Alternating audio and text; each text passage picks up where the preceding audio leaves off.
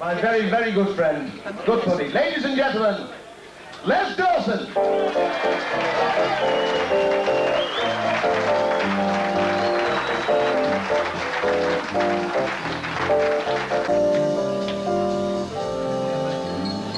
I just want to say what a great thrill to be with you wonderful people. Have a wonderful game of yoga too from 3 marvelous guys. Tony, will you stand up and make room for 6? It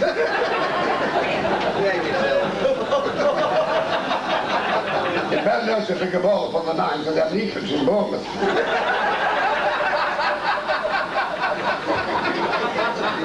Here's my latest recording on the Pi label. It should be well, it's got a 4-inch crust. Grave is an optional extra.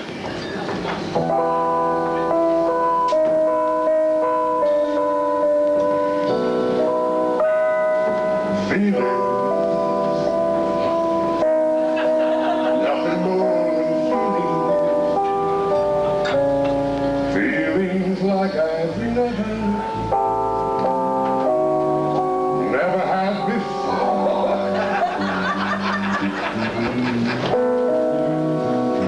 Teardrops rolling down on my face. Wish I'd never met you, girl. You'll never come again.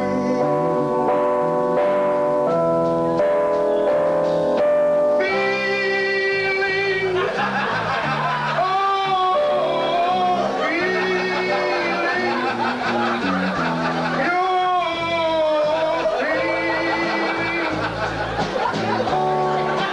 again and again.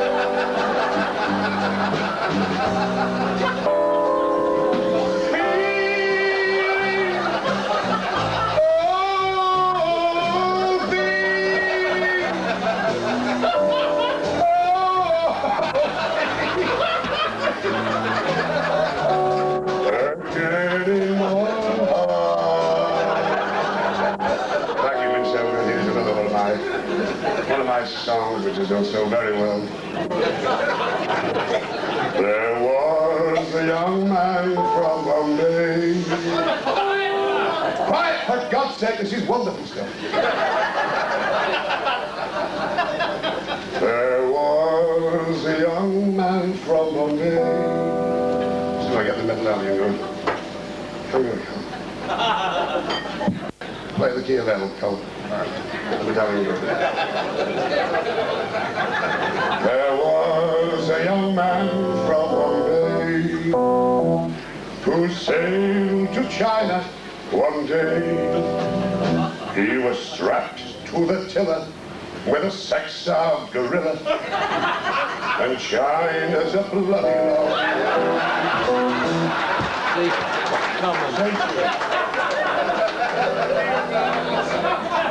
There was a young man most forlorn who met a bent leprechaun,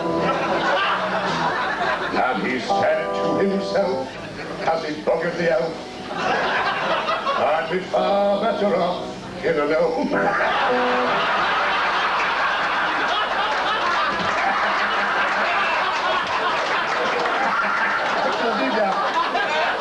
Thank you. There was an old boy from Mill Hill who swallowed an atomic pill. They found his barrow in Harrow and his nuts up a tree.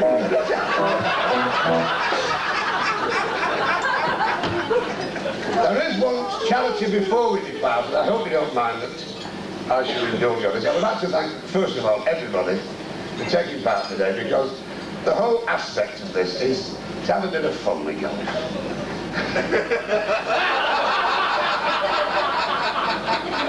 Golf You is couldn't never believe this smart. place, you're present at the Arts today.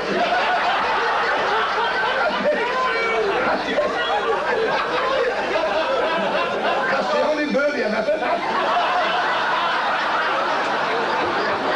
Apart from Jacqueline in Brighton, but that's the only birdie I've ever had. I thought it was safe, it was on the It did, didn't it?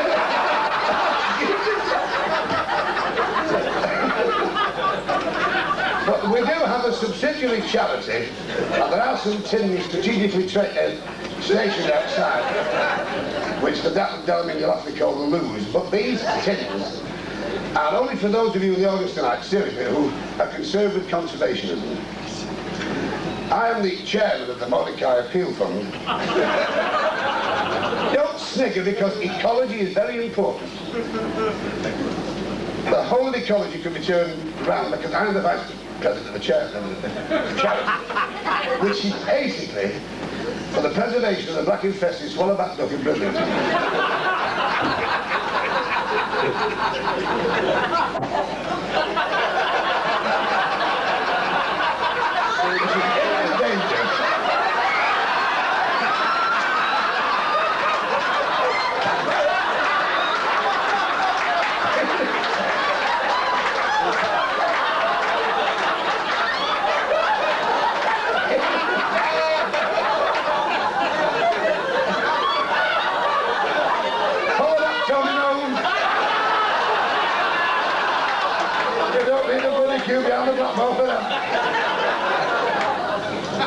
For those of you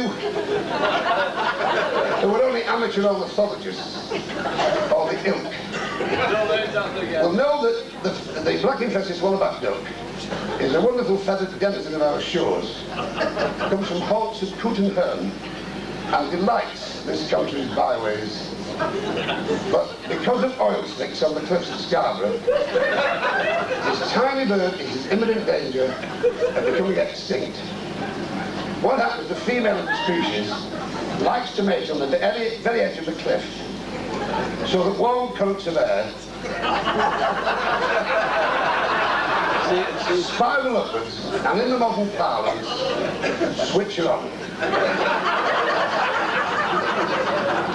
Throughout late September, the male hangs from a diseased elm until he hears this very distinctive mating cry.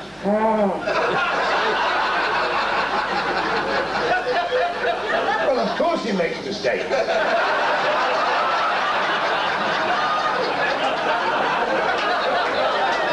Oh, women don't do that, do they? I go to the front door.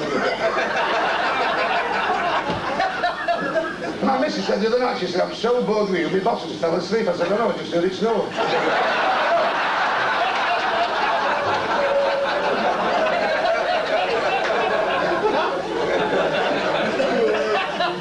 But when he hears the real mating cry, he leaps down from the twig, and he picks up his feather with a tight punch down his chest.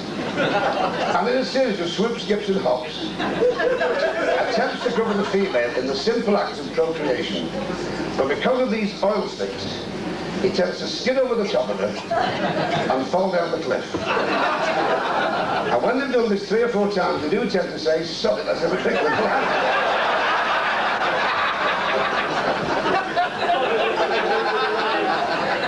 How many beans will you find in the tin? How many beans will there be? The answer, my friend. Anyway,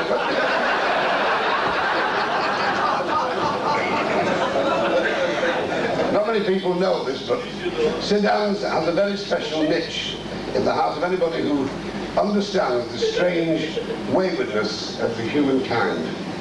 In the spring of 1903, a winsome lass from Cheshire was exercising her poodles on the beach here in St Annes. Her lover, a dashing hussar,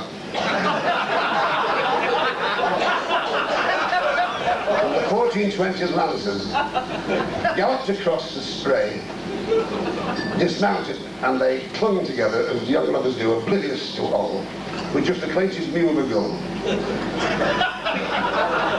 Placed an engagement ring on her finger, and tears of happiness momentarily blinded them to all physical realities. Just then, a messenger from this hotel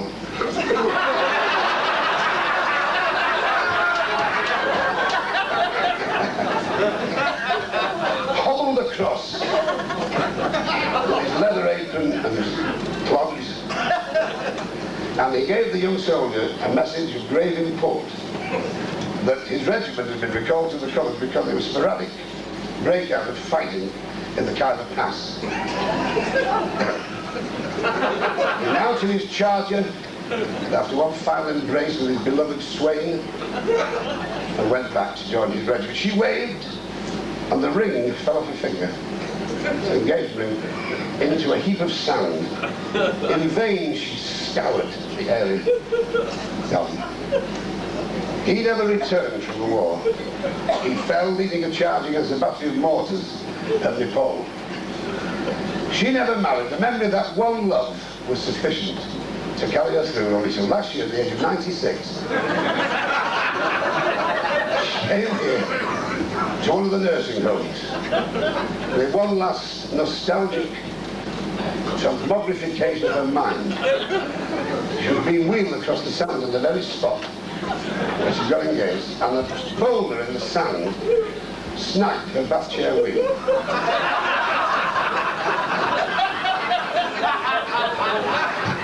As the bath chair began to tip over, instinctively, that wonderful old lady, her mind teeming with nostalgic thought, put a hand out to save herself in the sand.